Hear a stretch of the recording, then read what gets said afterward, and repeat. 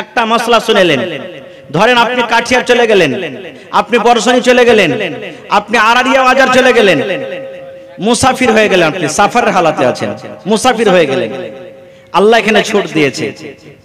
মশলা শুনেলেন ভালো করে, চলে গেলেন বৈরাত আপনি কাঠিয়ার, চলে গেলেন বিহার বাড়ি আপনি আরারিয়া, চলে গেলেন আপনি কি বলছে এদিকে বর্ষণী চলে গেলেন, কিষানগঞ্জ চলে গেলেন। এবার কয়েকটা নামাজ ফরজ আছে ভাই, কথা বলেন একটু, কয়েকটা নামাজ ফরজ আছে হাজি? বিচলা টোলা লাকে প্রত্যেক জুমাতে জুমাতে শোনাচ্ছি, তাও কেন কথা কহে না জি? হ্যাঁ, কয়েকটা নামাজ ফরজ আছে? 5 ওয়াক্তের। 5 ওয়াক্তের নামাজে কত রাকাত আছে? 17 রাকাত। সুন্নাত গালা বাদ দিয়ে দেন। আস্তে আস্তে করে, এটা আস্তে ঘুরো, ওদিকে ঘুরো, ওদিকে ঘুরো, কে ওদিকে দাও, ওরা কে দাও, ওদিকে দাও। মশলাটা শুনে নেন ভালো করে। জোহরের সময়তে প্রথমে ফজর থেকে শুরু করেন। ফজরে কয় রাকাত ফরজ আছে ভাই? জোরে বলেন, কয় রাকাত ফরজ? 2 রাকাত। জোহরে 4 রাকাত। আসরে আরো জোরে বলেন, আসরে 4 রাকাত। মাগরিবে এশারে 4 রাকাত। কিন্তু রব্বুল আলামিন কত আল্লাহ দয়াবান, কত আল্লাহ রব্বুল আলামিন রহম করনে ওয়ালা। আল্লাহ তাবারক ওয়া তাআলা আদেশ করে দিলেন, নবী গো, আমার দয়ার হাবিব, আপনি নিজের উম্মতকে বলে দেন, আমি আল্লাহ রব্বুল আলামিন যারা সফরের হালাতে থাকবে, যারা মুসাফির হয়ে থাকবে, যারা সফরের হালাতে থাকবে, যত 4 রাকাত ওয়ালি নামাজ আছে, আমি আল্লাহ রব্বুল আলামিন 2 রাকাত মাফ করে আমি আল্লাহ 2 রাকাত পড়ার আমি আদেশ করে দিলাম। মশলাটা শুনেন ভালো করে। ফজরে কয় রাকাত নামাজ বললেন? ফজরে কয় রাকাত? 2 রাকাতকে 2 রাকাতই পড়বেন। চলে গেছেন কাঠিয়ার দূরে, 25 কিলো 30 কিলো 40 কিলোমিটার দূরে চলে গেছেন, 4 রাকাত নামাজ আপনাকে 4 পড়তে হবে না, পড়তে হবে কয় রাকাত পড়তে হবে? একে কাসার বলে। এই নামাজটার নাম কি? কাসার নামাজ। আসরে 4 রাকাত ফরজ আছে, পড়তে হবে কত? কিন্তু জামাতে যদি পড়েন ইমাম সাহেবের সুতার, ইমাম যদি 4 রাকাত পড়ে, তা আপনাকে 4 রাকাত পড়তে হবে। আর একলা একলা যদি আপনি পড়েন, তাহলে 4 এর জায়গাতে কত পড়তে হবে? 4 এর জায়গাতে কত পড়তে হবে? 2 পড়তে হবে। তাহলে আল্লাহ এখানে আসানি করে দিলেন। আর একটা আরো শরীয়ত শুনলেন, একটা মশলা শুনলেন। আল্লাহ রাব্বুল আলামিন করনে বলেন, আল্লাহ রাসূল বলেছেন, রমজান মাস যখন চলে আসবে, রোজার মাসে আল্লাহ রাব্বুল আলামিন মেলাই মহিলারাকে আল্লাহ ছাড় দিয়ে দিয়েছেন, পুরুষকে ছাড় দিয়েছেন। বলবেন মাওলানা কি ছাড় দিয়েছি? আল্লাহ রাব্বুল আলামিন বলেন, বান্দিরে, যার পেটে সন্তান আছে, যে মহিলার পেটে সন্তান আছে, সন্তান 4 মাসের হয়ে গেল, 5 মাসের হয়ে গেল, 6 মাসের হয়ে গেল, 7 মাসের হয়ে গেল, পেটে সন্তান দিনের বেলাতে রোজা করতে পারে না, দিনের বেলাতে রোজা করতে পারবে না। আল্লাহ কতখানি ছাড় দিয়েছে মহিলারাকে, মহিলারে, তোমার পেটে সন্তান, আর এই রমজান মাসে তোমার জন্য কঠিন হয়ে গেল রোজা রাখা, এই জন্য তুমি রোজা রাখছো না রে মহিলা, রোজা রাখছো না। তোমার সন্তান যখন দুনিয়াতে আসবে, তোমার সন্তানটা যখন বড় হয়ে যাবে, তখন তুমি রোজা করিও, জানে খবরদার তুমি কষ্ট দিও না। তারপরে রাসূল বলেছেন, আল্লাহ বলেন, বান্দিরে, তোমার পেটে ছোট বাচ্চা আছে, 2 মাসের, 3 মাসের, 4 মাসের ছোট বাচ্চা আছে, মা যদি খায় বাচ্চা খেতে পাবে, আর মা যদি খেতে না পায় বাচ্চা খেতে পাবে না। মা খেতে গেলে মায়ের দুধ হবে, বাচ্চা খাবে, আর মা যদি না খেয়ে থাকে, মার দুধ কম হবে, বাচ্চা না খেয়ে থাকবে। আল্লাহ এখানে আসানি করে দিলেন।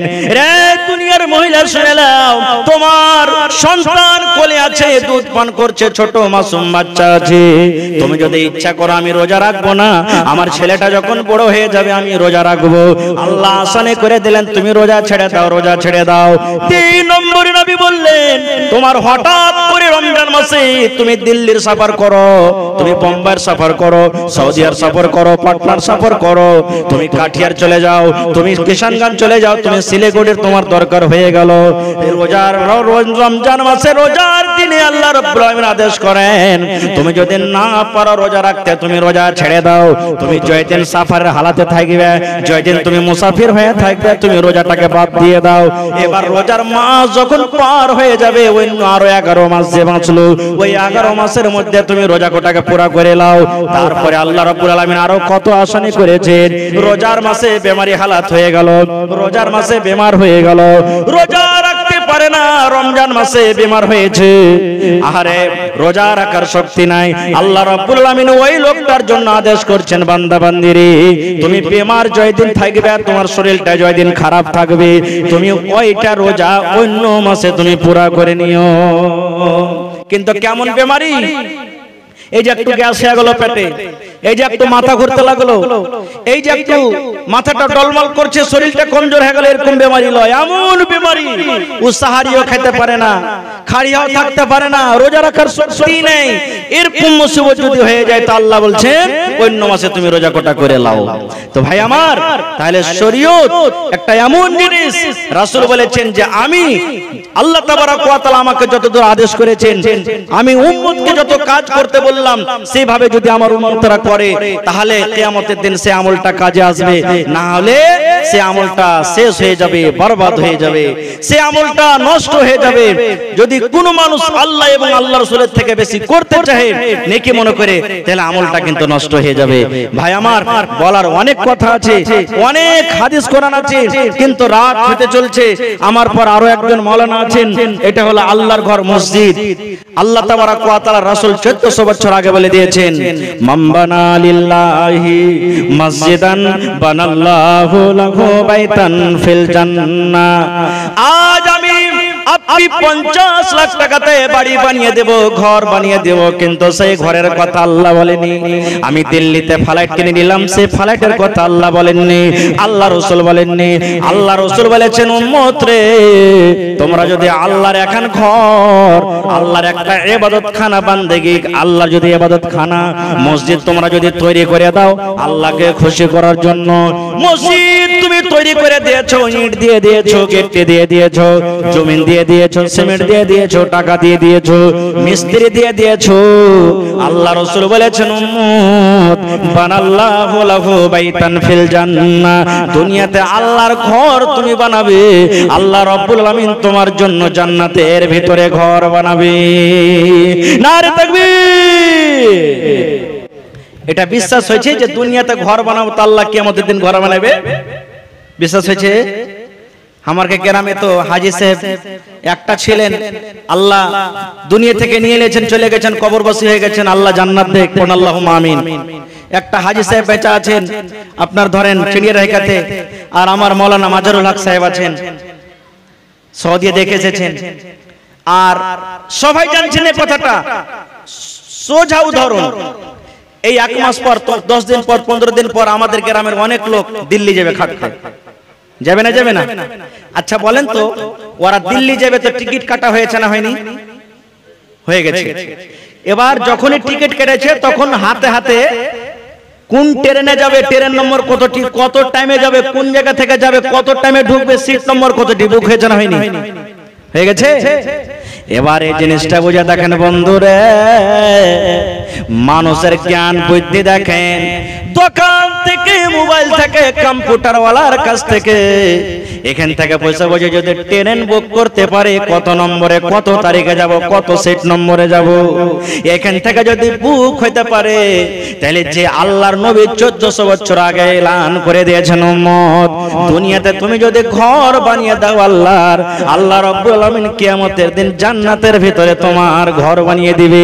তাইলে বলেন এই কথার উপরে আমাদের বিশ্বাস আছে না নাই? আছে, আছে। তা ভাই আমার, মসজিদ বানাবে কে? কোন লোকেরা মসজিদ বানাবে? করে সুবহানাল্লাহ, আল্লাহ এটাও বড় কথা বলে দিয়েছেন। আজ যদি কোনো গায়ের মুসলিম ভাই আমার এসে বলে মাওলানা আপনারা 500, 1000, 2000, 5000 করে চাঁদা লিয়েন না, আজ আপনার মসজিদে 30 লাখ খরচা হবে, আমি 30 লাখ টাকার চেক কেটে আপনাকে দিয়ে দিলাম, মসজিদ বানিয়ে দেন।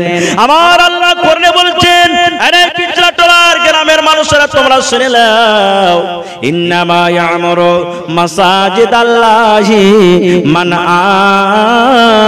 আমানা বিল্লাহ। আল্লাহ বলছেন মসজিদ বানাবে ওই যে একমাত্র আল্লাহকে বলে স্বীকার করেছে, এক আল্লাহ বলে স্বীকার করেছে, বিশ্বাস করেছে। আল্লাহর ছেলে নাই, আল্লাহর মেয়ে নাই, আল্লাহর বাবা নাই, আল্লাহর বেটা নাই, আল্লাহর বেটি নাই, আল্লাহর ভাই নাই, এক আল্লাহ বলে বিশ্বাস করেছে, ওই লোকেরা মসজিদ বানাবে। এরে মুসলমান, তুমি গরিব মানুষ, রিকশা চালিয়ে খাও, তুমি মজদুরি করে খাও, বিজনেস করে খাও, তোমার 1 টাকার যতক্ষণ আমার কাছে দাম আছে রে, যারা আমাকে এক আল্লাহ বলে মানে না, তার 30 লাখ টাকার আমার কাছে কোনো দাম নাই।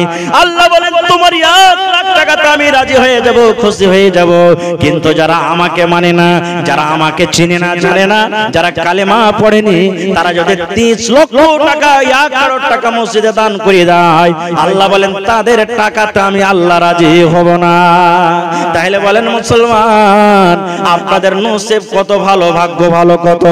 আমরা এক আল্লাহকে মাননেওয়ালা, আমরা এক আল্লাহকে বিশ্বাস করি, আমরা এক আল্লাহকে বুঝনেওয়ালা, এক আল্লাহ তাবারাক ওয়া তাআলার ইবাদত বান্দেগি করনেওয়ালা, এক আল্লাহকে আমরা ডাকনেওয়ালা, সেই এক আল্লাহ তাবারাক ওয়া তাআলার বান্দা আমরা। ভাই আবার তাইলে আসেন, লেট না করে আজকে আপনারা আসেন আগে বেড়ে, আর বলেন মাওলানা আমি 1 কুইন্টাল রডের দাম দিয়ে দিলাম, কেউ বলেন আমি 1 কুইন্টাল ছড়ের দাম দিয়ে দিলাম, কেউ 150 বালুর দাম দিয়ে দিলাম, কেউ আমি 1 গাড়ি গেটটি দিয়ে দিলাম, কেউ 1000 ইটের দাম দিয়ে দিলাম। ওরে সুবহানাল্লাহ, কত জালসাতে আমরা গেলাম, সুবহানাল্লাহ। এই যে আপনাদের প্রতিবেশী গ্রাম, এই যে বানসরে গত বছর জালসা হয়েছে, এবারও জালসা আছে। ওই বানসরের একটা লোক বোম্বাইতে খাটে, মনে হয় সেলাইয়ের কাম করে, ফোন করে বলছেন স্টেজ থেকে মাওলানা আমি পে ফোনে মানে ফোন পে দেওয়ারাতে মোবাইলে আমি 1 লাখ টাকা পাঠিয়ে দিলাম, 1 লাখ টাকা মসজিদের জন্য দান করে দিলাম। ওরে সুবহানাল্লাহ, কত জায়গাতে মসজিদের জন্য জালসা হয়, কত লোক বলেন মাওলানা ছাদ পেটাতে যত সিমেন্ট লাগবে আমি একাই দিয়ে দিব, কত লোক বলে মাওলানা যত রড লাগবে আমি একাই দিয়ে দিব, কত জায়গাতে আছে মাওলানা যত ভালো লাগবে আমি একাই দিয়ে দিব, কত জায়গাতে আছে মাওলানা সেটিং খরচা যত লাগবে আমি একাই দিয়ে দিব। ওরে সুবহানাল্লাহ, দুনিয়াতে এমন আল্লাহ রাসূল অফার ছেড়ে গেছেন, দুনিয়াতে তুমি যদি মসজিদ বানিয়ে দাও, মসজিদে জমিন দিয়ে দাও, মসজিদে ইট দিয়ে দাও, মসজিদে তুমি সাহায্য করো, মসজিদে ভাগীদারি হয়ে যাও, রাসূল বলেছেন বানাল্লাহু লাহু বাইতান ফিল জান্নাহ, তোমার জন্য আল্লাহ রাব্বুল আমিন জান্নাতের ভিতরে এখন ঘর বানিয়ে দিবেন। নারী তাকবীর। হয়নি, হবে না, হতে পারে না আমার নবীর সাথে কারো তুলনা, হয়নি, হবে না, হতে পারে না আমার নবীর সাথে কারো তুলনা। হায়রে তুলনা তো দূরের কথা, ছায়াও মিলে না, হায়রে তুলনা তো দূরের কথা, ছায়াও মিলে না, হয়নি, হবে না, হতে পারে না আমার নবীর সাথে কারো তুলনা, হয়নি, হবে না, হতে পারে না আমার নবীর সাথে কারো তুলনা। ইউসুফকে দেখে যারা আঙ্গুল কেটেছে, তারা কে আমার নবীর রূপ দেখেছে। সুবহানাল্লাহ, মুসলিম শরীফের হাদিস। ইউসুফ নবীকে আল্লাহ আধখানি সূরা দান করেছেন, আর আধখানি সূরা দুনিয়ার সব লোককে দিয়েছেন। তো লোকটা কত সুন্দর হইতে পারে। আজ একটা মোবাইলে একটা সুন্দর বেটি ছেলেকে দেখে আমরা পাগল হয়ে যাই, কত সুন্দর রে। আর ইউসুফ নবীকে আল্লাহ আধখানি সূরা দিয়েছে, কত সুন্দর হইতে পারে। জুলেখা আজিজে মিসরের স্ত্রী পাগল হয়ে গেছিল তার পিছে, তার সূরা দেখে, লম্বা ঘটনা, ছোট্ট করে বলছি, পাগল হয়ে গেছে। কথাটা চারিদিকে তখন হাওয়ার মতন ভাইরাল হয়ে গেল। আরে দেখ দেখ দেখ, বাদশার স্ত্রী নিজের গোলামকে দেখে পাগল হয়ে গেছে। জুলেখা খুবই কিন্তু হুঁশিয়ার, মাইলক কহে না যে মাইলকের বেলে 36টা কল্লা থাকে, তো ওইরকমই জুলেখা বিবি কিন্তু হুঁশিয়ার। তখন বলছে রে লিসি লাগানি রে, থাম, তোরাকে মজা দেখাচ্ছি। আমাকে কোচি যে ইউসুফকে দেখে পাগল হয়ে গেছে, তখন যতটি মাইলক ওকে দেখে রাগাইতো যে একটা গোলামের পিঠে পাগল হয়ে গেছে, সবটি মাইলককে জাফর দিতেছে নিজের বাড়িতে, আর জাফর দিয়ে ডেকে লেছে। আর সভাকে এখানটা করে চাকুর একটা করে ফল দিয়েছে কাটতে, সবটি মাইলককে। আজি যে মানে জুলেখা বিবি সবটিকে ফল আর চাকু দিয়েছে, শুনবেন। এবার ইউসুফ তো সুন্দর মানুষ, আর এত সুন্দর সুন্দর কাপড় পিন্ধাল যাওয়াকে আরো সুন্দর হয়ে গেছে। এবার জুলেখা তখন ইউসুফকে বলছে, হ্যাঁ ইউসুফ তুমি ঘরের ভিতরে থাকো, যখন ইশারা করব যে এখন তুমি এখান দিয়ে চলে যাও, সব বসে বসে টেবিলে বসে বসে কুরসিতে বসে বসে বসে আছে, ফল কাটবে। অর্ডার না করলে দেখবেন আজ থেকে 2 বছর 4 বছর আগে মানুষ জাফর খেতে যেত, যতক্ষণ বাড়ির লোকটা না কইতো যে বিসমিল্লাহ করো, যতক্ষণ খাইতো না। আর এখন তো যেমন যেমন দিতে শুরু হয়ে গেল যে চলছে, ধাই ধাই চলছে নাকি। তো সব ফল আর চাকুল নিয়ে বসে আছে যে কখন জেলেখা কইবে যে ফল কাট, বসে আছে। এবার জেলেখাই ইসব নবীকে ইশারা করে দিয়েছেন যে যখন আমি কইব মজলিস থেকে তুই পার হয়ে যা, বাস তোকে রুখতে হবে না ইসব, তুই এক মাথা থেকে ঢুকবি আর এক মাথা দিয়ে তুই চলে যাবি।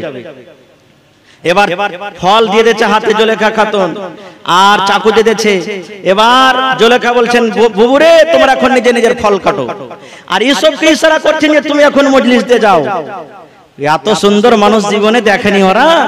দেখে গেলে তখন সবাই ফল কি কাটবে, ওর দিকে দেখে বলছেন মালাকুল কারীম, ওরে আল্লাহ এটা কি বুজরুক ফেরেশতা নাকি রে, এটা তো মানুষ হতে পারে না। আর অর্ডার করতে যে ফল কাট, ওরা সব ওর সুন্দর দেখে ইসবের দিকে সব ফেমে লোক তাকিয়ে গেছে আর ফল কাটছে। ওর কেমন কি হারা ফল কাটছে, কিন্তু ফল না কাটা সব নিজের নিজের লোক কাটছে, আল্লাহ করনে বলছেন। ইসব নবীকে দেখে সব লোক কেটে দিয়েছে। এবার যখন ইসব নবী চলে গেলেন তখন জলেখা কইছে রে লিচ্ছি লাগানি রে, এক নজর দেখে কেড়ে দেখ তোরা ফল না কাটা সব হাতের লোক কেটে বসে আছিস, আর আমার বাড়িতে যে সব সময় 24 ঘন্টা চোখের সামনে থাকে, তা আমার মনখানটা কেমন করে। তো তোরা যে কইছিলি যে গোলামের পিছে পাগল হয়ে গেছে একটা, তোরা কোন পাগল হলি যে ফল না কেটে লোক কেটে বসে আছিস। সুবহানাল্লাহ। কিন্তু দয়ার রাসূলের ব্যাপারে বলছেন কি জানেন, আবু হুরায়রার একজন সাহাবী বলছেন 14 দিনকার চাঁদ, পূর্ণিমার চাঁদ ঢকমক করে জ্বলছে, আর আবু হুরায়রা বলছেন নবীর পাঞ্জরে আমি বসে আছি। আবু হুরায়রা বলছেন একবার চাঁদের দিকে দেখছি, একবার নবীর দিকে দেখছি, একবার চাঁদের দিকে একটু নবীর মুখের দিকে দেখছি।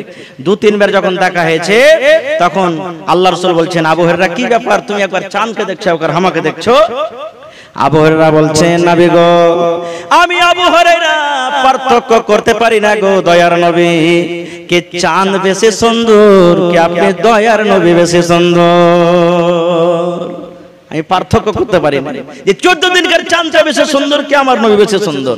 তাই কই বলছেন ইউসুফকে দেখে যারা আঙ্গুল কেটেছে তারা কে আমার নবীর রূপ দেখেছে, আর দেখতো যদি কেটে দিত, আর দেখতো যদি কেটে দিত কলিজা খানা হয়নি, হবে না হতে পারে না আমার নবীর সাথে কারো তুলনা, হায়রে তুলনা তো দূরের কথা ছায়া মিলে না, হয়নি হবে না হতে পারে না আমার নবীর সাথে কারো তুলনা।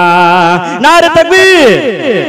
তাইলে ভাই এখন বেশি সময় নেব না আপনাকে, 15 থেকে 20 মিনিটের মধ্যে আপনারা নিজের নিজের দানটাকে দিয়ে শেষ করেন, তারপর ইনশাআল্লাহ আমার পরই আধ ঘন্টার মধ্যে ইনশাআল্লাহ আমার মাওলানা ইসরাইল সাহেবকে এই স্টেজে নিয়ে আসা হবে, আর তার মুখ থেকে আপনারা বয়ান শুনবেন।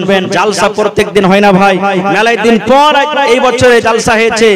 আর বিচলাটলার মানুষের কিন্তু একটা মানে সারা জীবনের মতন সিস্টেম গেল না, কিন্তু আল্লাহর রহমতে দেখছি যে আজ পাখির মতন হয়ে বসে বসে সব ওয়াজ শুনছে। এটা তাজ্জুবের কথা, মানে দান দিতে সবাই আগে জীবনে কোনোদিন দেখেনি যে বিচলাটলাতে দান হয়নি। আল্লাহর রহমতে দান হয়েছে, কিন্তু ওয়াজ খুব কম শুনেছে মানুষ, কিন্তু আল্লাহর রহমতে মানুষ আইসা বসেছেন শুনছেন। আর আমি এটা আপনাদের কাছে আহ্বান করি যে বাহির থেকে একজন মেহমানকে ডাকা হয়েছে, আপনার এরকম ভাবে প্যার মোহব্বত ভালোবাসা দেখিয়ে বাস 1 ঘন্টা 2 ঘন্টা যা বলবেন বসে শুনবেন। সারা জীবন তো কাম কাজ করছি, সারা জীবন খাচ্ছি, সারা জীবন বাস আরাম করছি, জীবনের কোন আমল না থাকতে গেল কে জানি আল্লাহ যদি আজকের আমলটাতে খুশি আমাকে মাফ করে দেয়, কে জানি যদি আল্লাহ আজকের আমলটা দেখে আমাকে রোজি রোজগার আল্লাহ বরকত দিয়ে দেয়, কে জানি যদি আল্লাহ আজকের আমলটা দেখে কত আমাকে মা বাপ দাদু দাদি নানা নানি কত আত্মীয় স্বজন কবরে শুতে আছে, কে জানি যদি আজকের মাহফিলের বরকতে আল্লাহ যদি তারাকে মাফ করে দেয়, সেটা আল্লাহ জানছেন। তো ভাই আমার এই কিছু দান এসেছে।